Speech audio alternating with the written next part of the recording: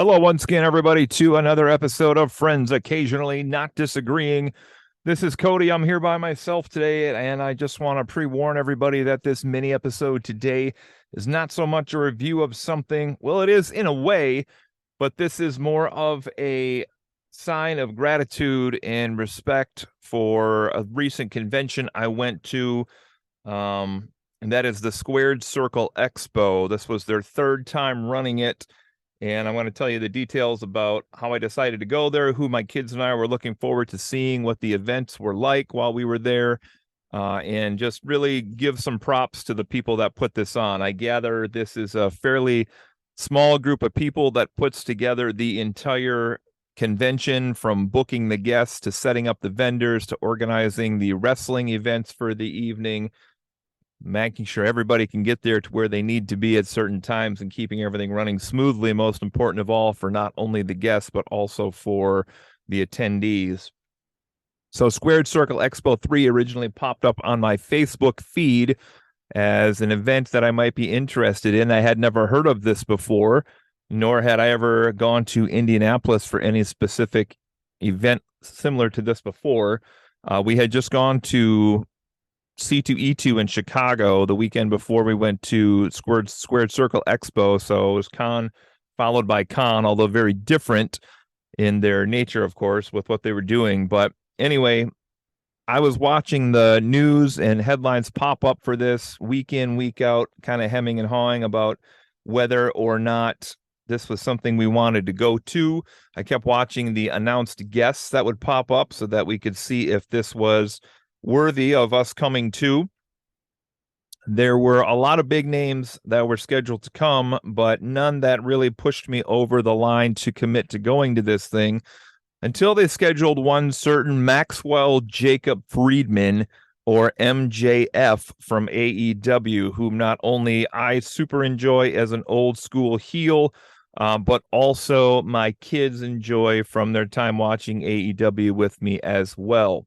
So once he was announced as a Saturday guest, we decided to take the plunge. It worked out kind of well. It ended up being a Friday. We didn't have school because of Easter. And so we booked Saturday tickets and then also bought a pro photo op with MJF. And then as they continued to announce more and more people, I ended up buying some others that I'll tell you about as this goes on. So here's an interesting thing. As we get closer to the actual con, as these things happen, and attendees always have to keep under consideration, there was a schedule change. Mr. MJF was no longer able to make it to Squared Circle Expo on Saturday, and so the promoters of this event took the time to work out with him a chance for him to come in on Friday, which was, if not the entire day, most of the day they managed to get him there for anyway. So, there's some schedules that are rearranging as this is all happening. So what they work out is that he's going to come on Friday, and Friday night would be the pro photo ops. And so the kids and I had already booked a hotel in Kokomo, Indiana, which is about an hour north of where the convention was. We did that because we like to stop at Kokomo Toys whenever we pass through Indiana, or sometimes we'll just kind of go way out of our way to make that a stop along our trip from Michigan or back or wherever we're headed to from Illinois. So I should mention we are located in the western Chicago suburbs, way out there. So our schedule changed now because we were also planning to watch the new Mario movie, and we're making this whole weekend of the kids and I because mom's in the middle of tax season. And so we kind of rearranged everything. We went to Kokomo very early in the morning, did the things we were normally going to do. We stopped at the hotel. I actually decided to cosplay for this one with the costume I was threatening to wear for the comic convention, but I ultimately didn't. And it was my old Halloween costume of the American Dream, Dusty Rhodes. And so I had on, the Dusty wig. I had the red, white, and blue bandana around my neck, the Dusty Rhodes Dream shirt, the black one, the classic one. I had Dusty style shades. I even had a Hard Times mask that I wore at the beginning of the convention on Friday because we weren't positive how we were going to feel about COVID while we were there. I had on my white faux leather wrestling boots. I had on some knee pads. Was unable to find my elbow pads or my athletic tape to fully complete the costume. but I managed to stop the night before and got a leather fanny pack like the wrestlers in the 80s may have had, which was helpful because I had nowhere to put my phone, keys, and wallet while we were at this event. And then the piece de resistance, I happened to also wear my little black dusty trunks. And so the kids were flabbergasted when I told them that this is what I was going to be wearing to the event. My daughter in particular was fairly traumatized by this. I tried to reassure her that when we went to this actual event, it wasn't going to be a big deal. People would just accept it for what it was. But they were pretty nervous about it upon us arriving at the place. So we drive from Kokomo all the way down. I should mention also, I have contacts in when I play Dusty Rhodes because I have a pretty serious glasses prescription that I have to wear. So I was also in my contacts and my eyes were burning off and on. But anyway, we had fun. So we got down there and checked in, and what they finally did for the people was if you had an MJF photo for Saturday, they threw in free passes for Friday. And I just want to commend them again. I don't know if they will take the time to listen to this or not, although we've kind of tagged each other a little bit here and followed each other on Twitter now, the promoters and myself. But the idea that they just gave us, a Friday pass to go into this convention, which means, we were there. They weren't making any extra money off of us being there for that day, or any of the probably hundreds of other people that had signed up for an MJF Pro Photo Op. And what they did was just allow us to get in for free, which is, I don't want to say unheard of, but that's customer service. And I was really respectful when I saw them send out that announcement to everybody that they were going to make good for everyone, because it really did change, our plans. For example, we were not planning to be in Indianapolis on Friday. I would have booked a hotel there if that were the case. So I had to drive the extra hour down Friday night and then back late Friday and then back down Saturday again. So I kind of ended up driving back and forth 3 times there into Kokomo back for this convention. But anyway, we got there, received immediately a lot of good looks for the costume as soon as we got in the parking lot. And as we walked into the Wyndham Indianapolis West, where they held this convention at. So we went in and checked in. We got our bracelets on. And we had a little while, maybe hour and a half, I would say, before we had our scheduled photo with MJF, which was really nice to be there just the Friday night, because it really let us get a lay of the land of where all the superstars were and where the vendors were, and kind of our way around the different rooms in the convention part of the hotel. And so we had an extra little bit of time. And so the first person we actually stopped and saw was Ruby Soho from AEW, formerly Ruby Riott from WWE. And she was so nice. It was really not that busy. And she took the time to talk to both my kids, and we got a picture with her at our table. And so she was actually the first photo that we got. So she was really cool. And then when I was standing in the hallway, my son was eating some food by some of the concession stands they had set up in the hallway. And a memorable thing for me happened, which was I was standing there watching him eat, and some asshole came along and just shoved me while I was standing in the hallway. And I'm like, what the hell? And I turned around, and turned out that asshole was MJF going down to his photo ops. And so that was pretty cool. If it had been anybody else, I would have been pretty pissed. I would have had to get the old Dusty Rhodes bionic elbow out on him, daddy. But because it was MJF, that was pretty cool. So I have that extra memory for free from the thing as well. The time he pushed me in line. Well, not in line, pushed me while I was in the hallway. So we went down, and they had the pro photo ops kind of at the far end of everything else in the hotel, which was really smart because it drew the biggest lines a lot of the time. And so we got in line for the MJF pro photo ops, and we were kind of nervous to meet him a little bit, because I had read a lot about him online ahead of time, how big of an asshole he is when he goes to these convention meet and greets and stays in character like a good heel should, and is mean to the kids and mean to the people that come and get photos with them and everything else.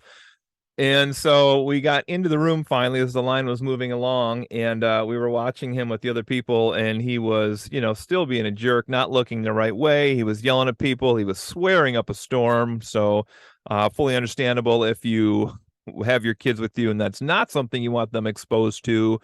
He would not be the best guest to take your kids to.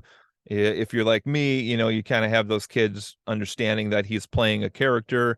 and they hear their dad swear as well. So it's not like they haven't heard it before, but point being, my kids aren't going to be as probably affected by that as other people's kids may be. So keep that in mind as well. Anyway, we got up there and it was really quick, unfortunately, which sucked. I mean, it was only maybe 15 seconds. We leaned in. He gave both the kids a little grab on their necks, yanked them into the middle of the photo. I stood by him. He didn't say too much to me while we were in there other than, next, next. And he's really playing up being an asshole, but also had a really long line. So, as a human being who has to sit there and do the same thing 100 times in a row or 500 times in a row, it makes sense as well. So that was actually really quick. And then afterwards, they had a great setup. As soon as you took the photo, maybe 10 minutes later, they had the print off of the photo that you got in 8x10 right away. And there were some pretty hilarious ones. He, as the evening went on, he threw a chair across the room. He, I guess, sounded like pushed somebody in a wheelchair out of the picture. I know there's some other clips that surfaced where he punched a little kid in the nuts. And his dad was laughing his ass off about that online, I saw. So that was cool. Hopefully the kid's okay. There was people that he signed pictures for and then, flicked the picture down on the ground. People that had their action figure signed by him, and then he threw the action figure, and I know a couple got dented, and those people I heard in the lines were really pissed off about it. But I mean, unless you're explicitly going there to sell that thing, which is, not necessarily the main reason I think you should be attending these things anyway. What a cool piece of memorabilia. You can have a signed autograph by this guy on an action figure that's dented all up because the actual guy that the figure is modeled after threw the toy across the room. That's pretty cool to me. So I heard some of those people online complaining about that or talking about other people complaining about it. But man, if that was me, I would just be even more stoked that that has special meaning to me, special memory. So I should point out also, as I'm telling these stories, we didn't do any autographs. When I was younger, I used to do autographs of celebrities when I go different places, whether that was sports or wrestling or whatever. But I've kind of shied away from that like the last 10, 15 years and tried to focus more on just that moment and having the photo to add to, just a photo album I have of good people that I've met. Not good as if like he's a baby face, but good as in like it was somebody cool that I was interested in at the time and got a photo with. So we mostly focused on photos at this, as we have at some other things I've done in the past as well. I pick up the random autograph here or there if the situation presents itself, but even though they had a range of prices for selfies and the pro photo ops and the autographs and combos, we stuck to just photos on this trip. So it was pretty fun. All right, so we saw MJF, and then we were pretty tired because we had gotten up maybe 12 hours before that in Central Time Zone, which I should also point out, I didn't realize until just we were about ready to leave the night before that all of this was taking place in Eastern Time Zone. And thank goodness I checked that because we live in Central Time Zone, and I just assumed it was right, over the border a little bit, that they might be in Central Time Zone also. Folks, always check what your time zone is that you're going to if you're visiting a place, because thank God I did, or we would have been another hour behind that yet. So we ended up waking up an hour even earlier on Friday to leave because of that extra hour. But it was the only way we could actually make it happen. So we did the drive, plus the toy store was only open certain times, plus to squeeze in a Mario movie, and plus to get down there to Squared Circle Expo on time. So the rest of the time Friday, we really spent a lot of time just walking around the day, and this was kind of before the MJF photos, but they had maybe, I don't know if I had to guess, maybe 60 vendors set up, maybe a little less than that. Some of them had merch for sale. They had replicas of the titles. They had lots of 8x10s, drawings, paintings, artwork. They had action figures. They had Funko Pops. They had all sorts of memorabilia that you can imagine, costumes, and they had, little kitschy things, magnets, yard signs. They had almost anything you could think of. Now, this is a wrestling convention, so I'll say no matter how much merchandise you can bring in, it's still limited to just wrestling. So they did their best to fill up this convention hall with wrestling merchandise. And, this is no fault of the promoters. It's just that wrestling is a really niche thing. So if you have an entire convention built off one thing, you can only realistically have so many booths that have wrestling merchandise before the merchandise starts to become fairly similar, again, compared to like C2E2 in Chicago. We were there the week before, which is anime and manga and TV and movies and comics and music and everything else. I mean, I don't even know how many vendors were at that. 1,000, 800, maybe less than that, probably like 500, but it seemed like a lot. But point being, they all had different merchandise for the most part because it was so many different topics that they were there representing. So you don't get that at just a wrestling convention. But anyway, super nice people all over the place. We got to see where most of the superstars were at that point. I'm always kind of weird when I go to these things because you wouldn't know it by my bold personality when you talk to me, or if you see me teach in the classroom, or if you see me walk around a hotel for 2 days with no pants on, such as I did for an American Dream Dusty Rhodes. What you find is that actually I can be a pretty shy person. And so when I see all these people at their tables, I don't often go up and talk to them. Part of that is etiquette because I know I don't have the money to go up and, have an autograph or a photo with all of these people that I saw so many times in my life, whether it was in WCW or WWF or WWE or TNA or ECW or AEW or whatever. I just didn't have the money for that. As it is, I went way over the budget I was planning to spend anyway, which I'll get to here as the story goes on. But I don't know what to say to those people in that moment. I could go up and talk to them, and afterwards, I always think of like 100 things I would like to ask these people. But during the moment, I really can't think of anything I want to say to them at that time. And so I kind of let other people push to the front, and it's no big deal. So I didn't talk to a lot of other people there. I kind of nodded at some, they definitely nodded at me back for my Dusty Rhodes costume I had on. But that was really it. So we drove back to Kokomo on Friday, and then Saturday we got to sleep in a little bit, thankfully, before we had to get back on the road again. But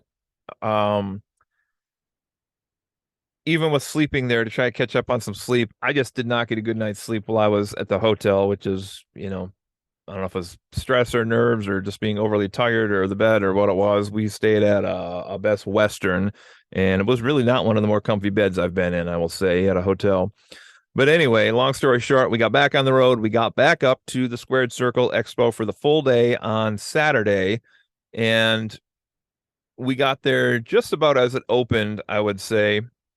Okay, so keeping in mind here, the first day we got photos with Ruby Soho and then a pro photo with MJF.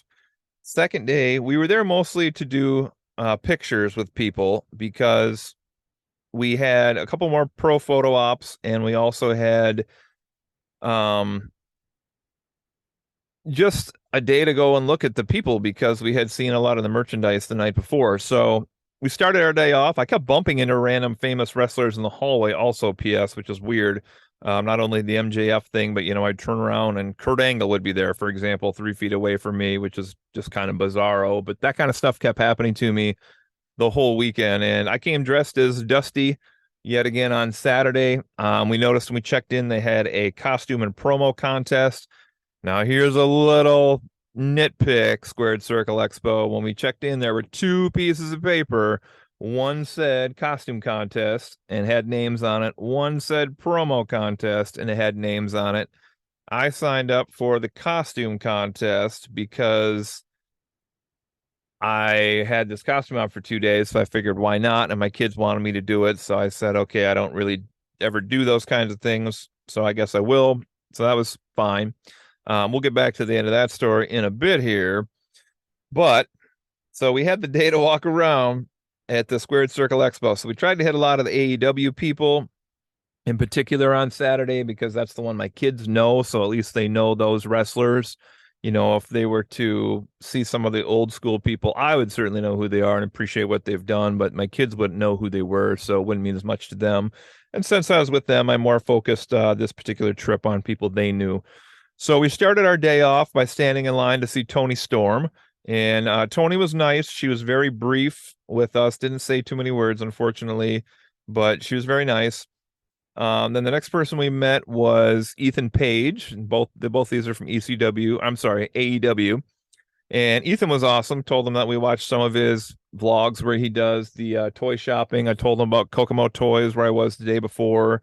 Said he heard of it, and other people had told him too, but he hadn't been there to that yet. But super nice guy. He liked my costume. He was fun to talk to. Really gracious with the kids. He was a really nice personality to meet, which I kind of figured he would be based on the stuff I've seen of him outside the ring. So that was cool. We still had some extra time, so we went over around the corner and met Red Velvet next. She was a sweetheart also, posed with the kids. She did a few shots with the kids and I, both standing there with us all in a big group shot. And then I asked her if we could do another one with her famous stir it up pose that she does on the rampway sometimes. And she, had no problem with that. So we actually got 2 photos with her, which was cool. So we got to see Red Velvet. She was super nice. We still had extra time, so we walked around that superstar room a little bit more, and we saw Evil Uno from AEW, who commented I was the most nakedest man at the convention, which is probably true, or at least the only one without pants. And he did the pose with us with the Dark Order claw. He was super nice also. Should point out at that time there was a table next to him with Mr. USA Tony Atlas from old school 80s wrestling, 70s, 80s wrestling, and he was doing some Dusty impressions back to me, so that was fun. And he pulled up some Dusty Rhodes stuff he had, and he actually told me that I should have shaved my legs because I did not shave my legs for the cosplay, and he was disappointed in me for that. He said I had to commit to the whole bit if I was going to do it. So shout out to Tony Atlas. That was awesome. All right. Next up, we went to one of the only 2 panels we did. So much like at the Comic-Cons, C2E2 and other events like that, Squared Circle Expo put together panels all day Friday and all day Saturday for the fans to attend to, which was really cool. They were pretty attended, some of them more attended than others. It looked like as we kept peeking through the doors while we were standing in some of the pro photo op lines. But I was excited for this one. So I told my kids, if you guys would let me and come with me, there's only one I want to see in particular on Saturday, and that was the ECW 30th anniversary panel, which we went to. We were maybe like 5 or 6 rows back, and it was awesome. So I can imagine the people that went to the rest of the panels that weekend probably enjoyed them quite a bit as well. But I mean, it probably would have been a good time to just sit and listen to any of the presenters come up. And I don't know how that works behind the scenes, Squared Circle Expo, but if you have to pay these people extra to do the panels, or if it's a combination of panels versus publicity, because I'm sure the people that do the panels then probably get more autographs and photos taken with people afterwards as well. So there's a little bump in their revenue as well. This is just me speculating. I don't know what happens behind the scenes on this, but it was so cool. I was a huge ECW fan, and I have from prior wrestling things I've been to, gotten photographs with Sabu and the Sandman, Rhino, Raven. I met Tommy Dreamer and Jazz at an ECW event I went to way back in the year 2000, 2001. I forget, in Green Bay, Wisconsin. It's the one where the Sandman famously appeared out of nowhere from behind us, cracked open a beer, and got it all over my shirt. And then years and years later, I wore that same shirt to a con in, Indiana, maybe it was in, and maybe Fort Wayne. I forget where that other con was at, but anyway, he saw the shirt. I told him the story, and he signed it for free. So I do have that signature in some silver Sharpie on an old 1999 ECW shirt that I have. So that's pretty cool. But anyway, back to the panel. This was cool. So for the 30th anniversary panel, they had advertised Francine, Shane Douglas, the Blue Meanie, Nova, and more. And so when they came out, the first 2 that came out were Francine, whom I haven't seen in a long time. I don't know exactly if she's involved in the business anymore or not, but she was a major smoking hottie back in the day. And I have to say, hard to believe this was 30 years gone by panel, because Francine still looks good. If you ever listen to this, Francine, you're still looking good for whatever age you are, honey. You look nice. Second was the Sandman that they brought out. So that was their and more, I guess. Little surprise there. He was mostly quiet as it went on. I should mention Francine gave the woman's perspective behind the scenes and when she was out performing as well. So that was cool. Sandman did some one-liners in there. It was pretty funny, and you know, was himself basically. And then Shane Douglas had the middle chair, and he kind of seemed to be the captain of the performance, I would say, with the exception of maybe the next guy I'll talk about. But he told some great stories also, and really kind of put, what that revolution in wrestling meant to the wrestling community as a whole, because, he mentioned people would have a hard time finding it or watching it back in the day. I used to watch Saturday Night Live in my bedroom in the Eastern time zone in Michigan from 11:30 to 1 o'clock.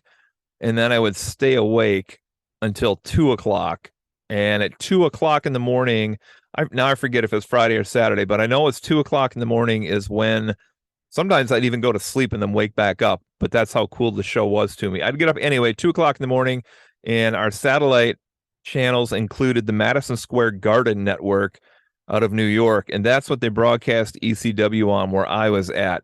So even though I was in the middle of Podunk, nowhere, Michigan at the time, I was still able to get ECW during some of my really formative years. And the shit I would watch on that show with just violence and weapons and, sexualization of women, not necessarily like in like a totally objectifying them way, but in terms of just, well, there was probably some of that, but in terms of just, attractive women, because you got to remember this was like, man, when was this? 96, 97, 98, maybe? I mean, there were good looking women in WWF, WWE, and WCW at that time, but this was a little before we had some of those really good looking women out there also. I think, it was about the same time, I guess, probably as like Sable and Sunny and whatnot, but it was just so different to watch all that stuff. And Shane Douglas gave some great insight when he was talking. Really enjoyed hearing him. The Blue Meanie and Nova, the BWO representatives, were the last two that were there. They were both fantastic also. Meanie, really, I was surprised by. He was the one who kind of made a lot of analogies and metaphors, similes about ECW and its fans and its venues and its movements they had and everything else. And he just did a fantastic job speaking. I was super impressed with him. He seemed like a guy who understood that he was lucky to be where he was when he was and was part of something really special. Really, that lives on to today. They had the fans chant ECW, when the wrestlers came out and when the presentation was over. And they're right. You don't hear a lot of things from 30 years ago where people chant letters still. They kind of say AEW a little bit on TV, maybe in person, but you've never heard WWE chant or whatever the case is on TV, like they pointed out. But that was super fun. They talked for like maybe 50 minutes, I would say 50, 55 minutes, and just awesome. So I was super happy. I went to at least one panel. If I go back again, which I'll get to, I would really consider going to more of these. My kids were the main reason I didn't. I didn't think they would know a lot of the people or be able to sit that long, to be quite honest, because they're still a little young. So panels over. Next person we went to we stood in a fairly long line to go see Jamie Hayter, the current, at the time I'm recording this, AEW Women's Champion. And she was super kind also. Her accent is much more thick British than it is even on TV. So that caught me off guard a little bit. But she was so cool. She let the kids hold the women's title, which was, kind of cool, especially because the weekend before in Chicago, I got to hold Brody King's trios title at C2E2. So we actually held two of the AEW belts in a 10-day span. So that's pretty awesome.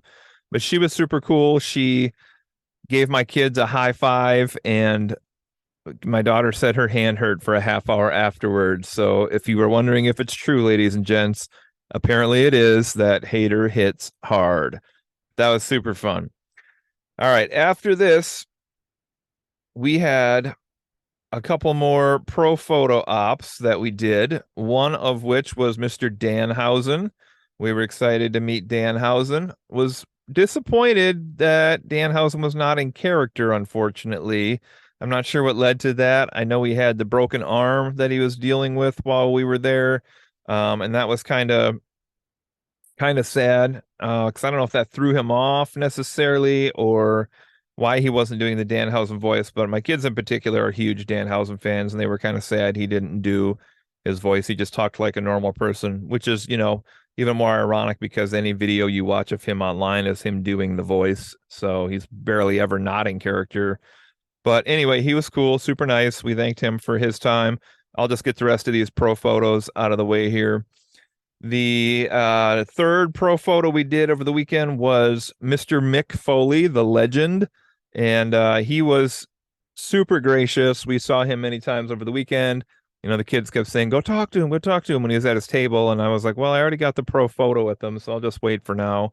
But he was super cool. He looked like he was maybe having a little bit of harder time getting up and being around. He sat down a lot, but he's getting up there too. And God knows he put his body through hell in his lifetime. So it was good to see Mick and cross another ECW name off my list. I kind of joked with him when we walked up. He was like, Dusty. And I was like, hey, Mick, just wanted to say I said, I'm one of your rare WCW fans. And he kind of looked at me and went, oh, yeah, there was some fun times there. And I said, I'm also a big ECW fan as well. But, most people there, I'm sure, probably enjoyed his time in WWE. I've never been a big WWE fan. I should have said that in the onset here for anybody listening who doesn't know me. But something about Vince McMahon and that company has just always rubbed me the wrong way. I think it's because I gravitated towards WCW when I was a kid. And, I know you can be a fan of both, but when the Monday Nights War was so hot and everything, I was just a WCW fan. Sting's always been my dude. Another person I've met at a convention, super dude, super kind guy. But anyway, he probably doesn't get told often that I'm one of your WCW fans. So he was super cool. Okay, and then the last pro photo op we had was the last pro photo op of the day, which was Jon Moxley. So he decided to travel over kind of last second. He was a big announcement that they surprised us with, and I've snapped up a pro photo op with him right away because Renee Paquette had signed up, and I wanted to meet Renee, but I went over to her table 3 times and never caught her. The only time we actually saw her and John, they had just gotten some takeout food and passed us while we were in line for Jamie Hayter, and they were walking down the VIP hallway, presumably to go eat their lunch, although they stood in the hallway down there for quite a while, way down the hall, so we could see him. But he was about as odd in real life as you would imagine from his on-screen character, but super cool dude as well. I thanked him again for everything he did in AEW and told him that I had just recently finished reading his book, Mox, which was telling my mother not too long ago was actually a really good read. I liked not only all of his vignettes from the wrestling moments, but actually kind of liked his takes on life that he had, the music that he liked, and more or less the story of how he and Renee's relationship had developed. It was just a really cool way to humanize him for who he was rather than just this crazy guy who gets in these hardcore matches and bleeds a lot when he wrestles and is just Mr. Intensity. But you get to see that other side of him. Not that that doesn't come through in his book. It does. He's still Jon Moxley, but just seeing him talk about some other topics and scenarios he's been in and places he's been to was pretty cool also. So those were our pro photo ops we did. Okay. And then the last photograph we caught before we left the convention hall, and I have one more story I got to share here with everybody, is we ran to see if Renee was there, and she wasn't there, like I said. But the last person I had decided I wanted to get a photograph with was Jay Lethal. And now Jay's a great guy. I don't know Jay, but I assume from everything I have ever seen, I've seen him interviewed on several different podcasts. I've seen videos of him before. I've seen him wrestle in TNA and some other shows. And he's just always seemed like one of the most genuine, down-to-earth guys that exists in wrestling. And so basically for that reason alone, I wanted to go over and talk to him. And, I wasn't expecting him to be in my top 5 of people that I met that day with all the big stars, in AEW. Not that Jay's not, but they had title holders and champions and other things of that nature. And Jay hasn't gotten his push yet, AEW. Get your shit together. This guy's talented. Let him do some voices and some promos, break him off from his faction he's in, let this guy run loose, okay? But anyway, back to this. I walk over to Jay, who was, that room was starting to pack up because, like I said, Moxley was the last um, pro photo op of the day, and the convention's starting to shut down. And I should mention also they had wrestling, live wrestling, both nights as well, which we didn't attend this time, but they had two different companies come in to do co-promoted shows with Squared Circle Expo, and hopefully those were good. I saw a little bit of video of both of them. I do like a good indie show. Used to catch a lot in Michigan when I lived there, and I've caught some, like I said, in Indiana before as well.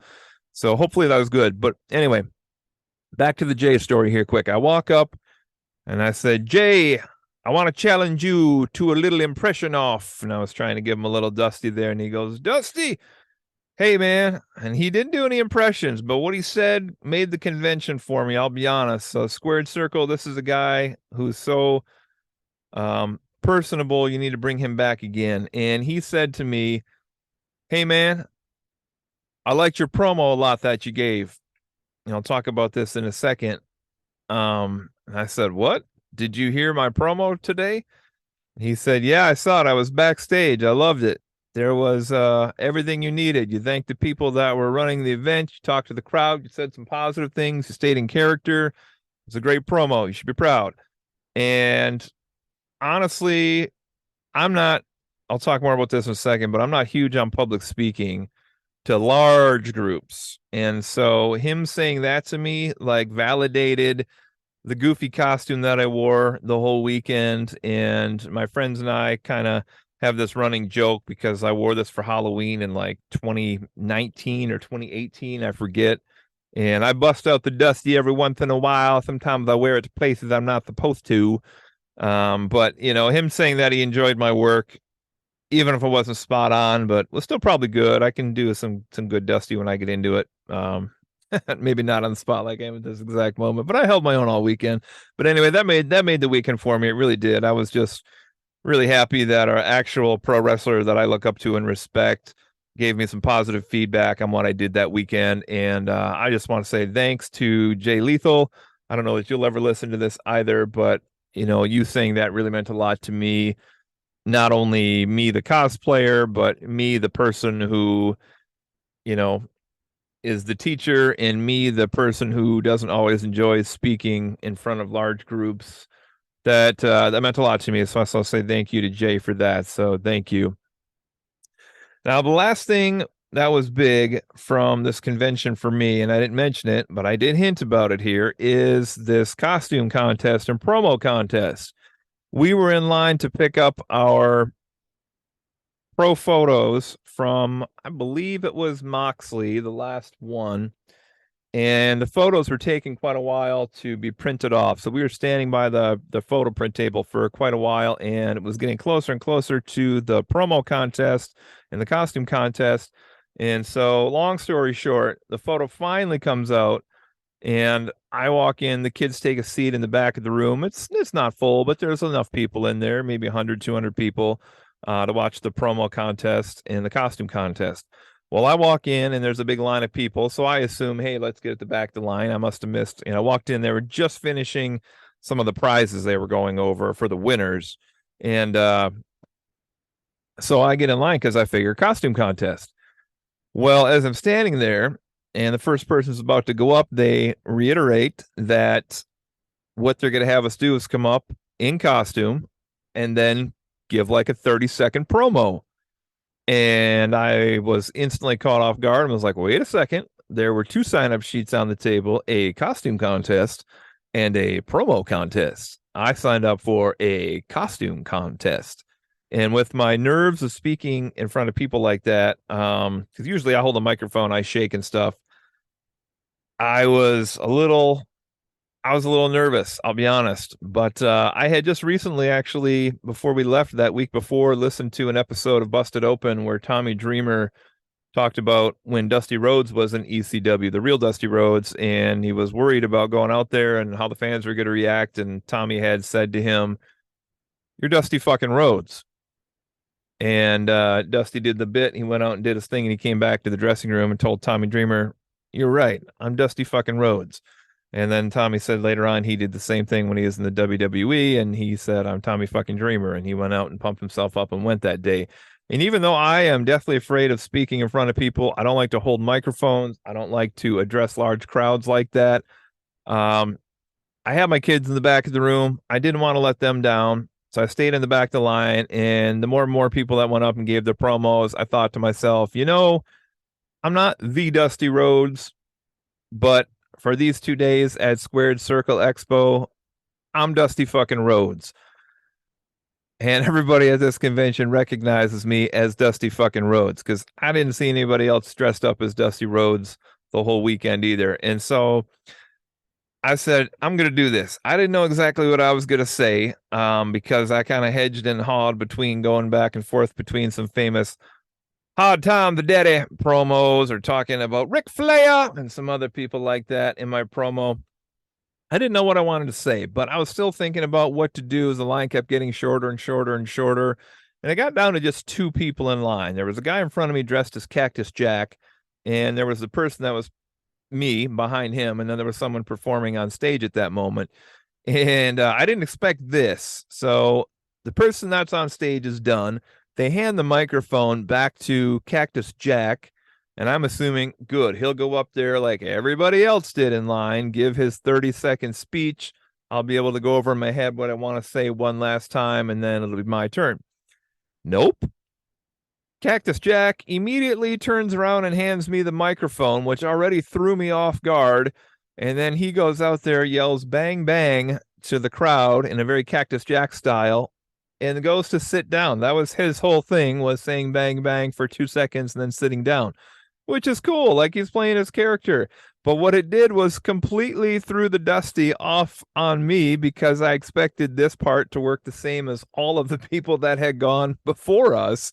And instead, having the microphone shoved in my face and then me watching him, because I should have been focused on what I was saying, but me watching him go up and do his thing then, because I was like, what's this guy doing? Made me get out of my element as Dusty Rhodes. And so he finished. I went up there and just kind of came up with something on the spot, which is not entirely what I had intended to do, but apparently if it was good enough for Jay Lethal, it was good enough for me. He said, or I said, basically that Dusty was happy that he was there at the Squared Circle Expo and that there were hard times in this life, Daddy, but they're the cure for the hard times. And the cure for the hard times is the Squared Circle Expo. Seeing all your friends and family, the legends that come out to see us all here at the Squared Circle Expo.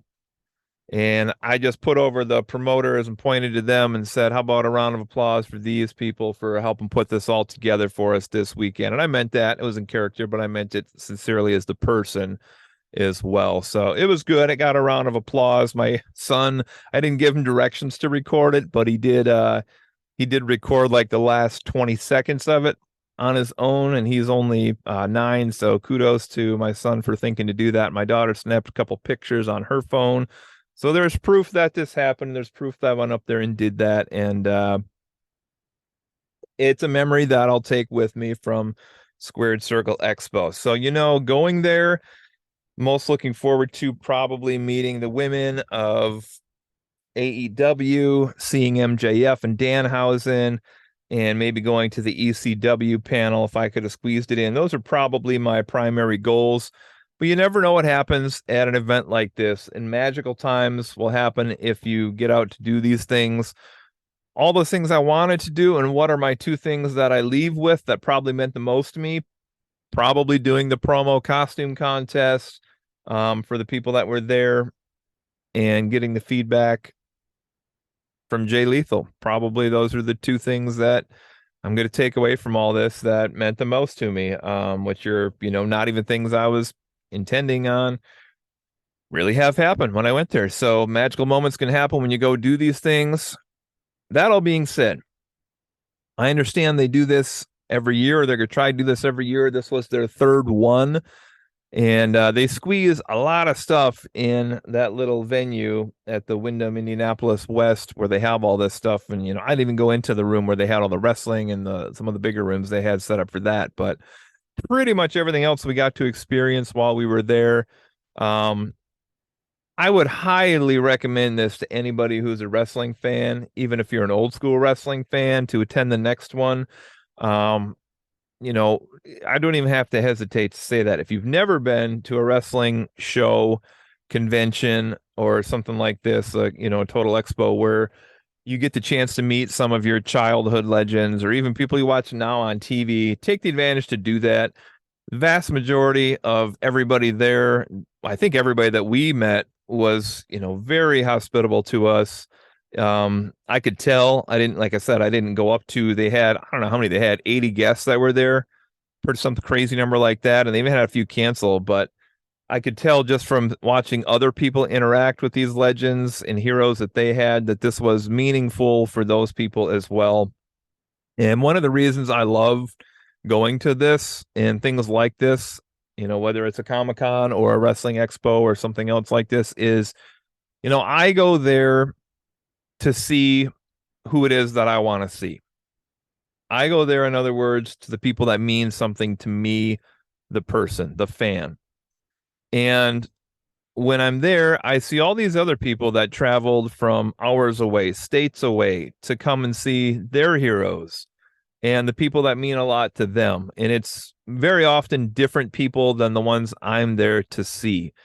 And I think such a magical kismet moment happens when you're in an environment like that, where I can look over and see wrestler, whoever, and I don't want to say names for the people that I didn't see, but, somebody from the 80s or the 90s or whoever that, yes, I know them. Yes, they're cool. I watched a lot of their matches. I probably wouldn't care enough about that particular person to go over and get an autograph and a picture with that person.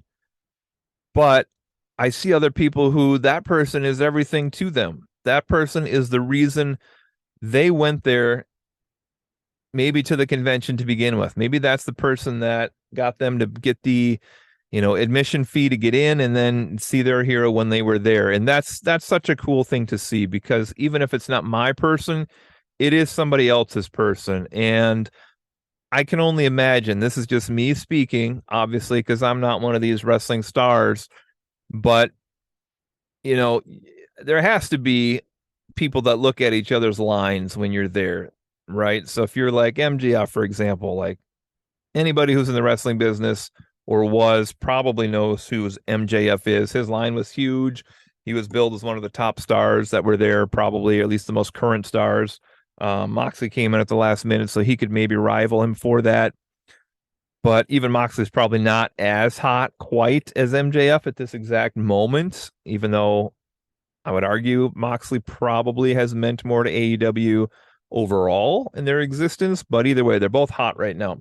My point being this: other wrestlers probably see how popular other wrestlers are that are there. And, when you see 10 people line for the person next to you, I can only imagine their range has to be somewhere between, oh, good for that person, or, boy, I wish somebody'd stop over and see me, and when you have those other people that come around to the convention as fans and they stop at the other person's table, and I'm like, are you kidding me? Like, I don't know, Ethan Page is right here, and like you just walked past him to go talk to this other person from 1995 wrestling or whatever, and I don't have to say it because verbally doesn't need to be said, but I can see for that other person, they want to go see that other person. They don't care about Ethan Page, or maybe they know who he is, and I'm not picking on you, Ethan, I promise.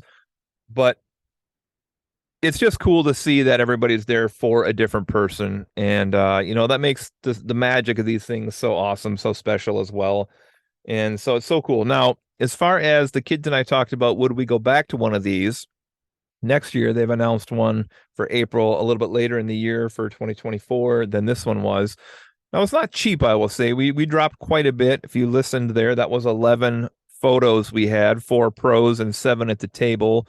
And photos ranged anywhere from probably $25 to $70, I would say, in that range. So you multiply that by 11.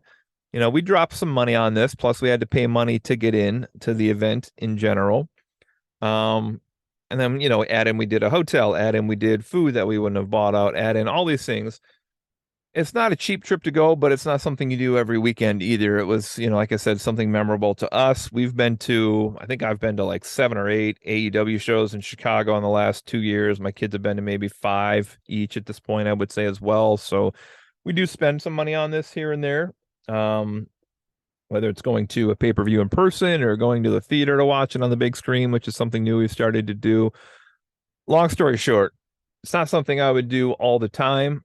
If Squared Circle Expo continues to bring in people we haven't talked to yet, people we haven't seen yet, new guests, or even if it's some people we didn't get to see this year, because it just didn't work out with our schedule. Like, I know they had Kevin Nash there. Man, I would love to sit and talk to Kevin Nash for a minute or 10 minutes, depending on his availability. Like, that dude was my teenage years with the NWO. My friends and I used to come every day to school and talk about what the NWO was going to do next, or then later what they were going to do against Sting or whatever.